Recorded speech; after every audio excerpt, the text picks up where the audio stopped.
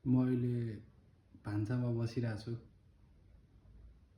आज एकादशी हो र एकादशीमा भात खानु हुँदैन भनेर मैले भात सात केही पनि खाइनँ हैन।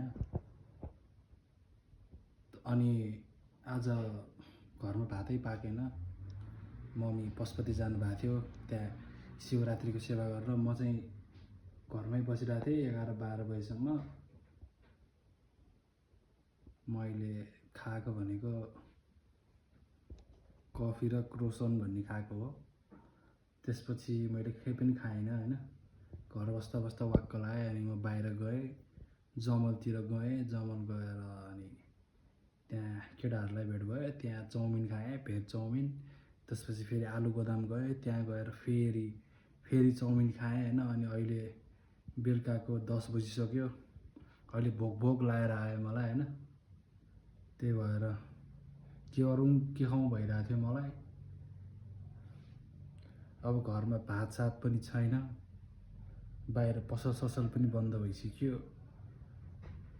केही खानेकुरा पनि छैन। त्यही भएर मैले अब यस्तो खानेकुरा लिएर आएको हैन। अब केही न केही त आएर पेट भर्नु पर्यो। अब यो करेन्ट भन्ने नयाँ चिप्स आएर रहेछ, यो चाउचाउ अनि यो कोक हो। अब यहाँ चिउरा छ, अब यही खान्छु म हैन।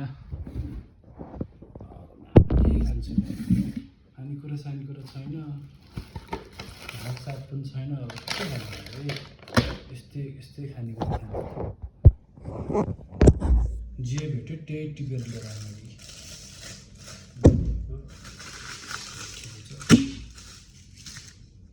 अब जिन्दगीमा खुसी हुने आधार केही पनि छैन मेरो। म एकदम सिम्पल जिन्दगी, साधारण जिन्दगी बाँचिरहेको छु। मेरो जिन्दगीमा खुसी ल्याउने भनेको हैन, अब म जिन्दगीमा खुसी हुने भनेको अब यही कोक खाएर हो।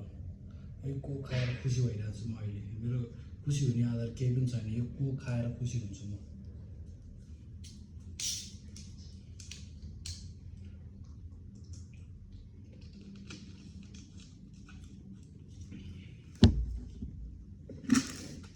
जोसुकै जहाँसुकै जाओस्, जेसुकै खाओस्, जोसुकैसँग रमाएर जेसुकै गरोस्, मलाई केही मतलब छैन। खाने हो, बस्ने हो, आफ्नो काम गर्ने हो। That's it. I am very simple boy living very simple life. That's it. मेरो कोहीसँग लेनदेन पनि छैन, मेरो कोहीसँग एट्याचमेन्ट पनि छैन। आफै काम गर्ने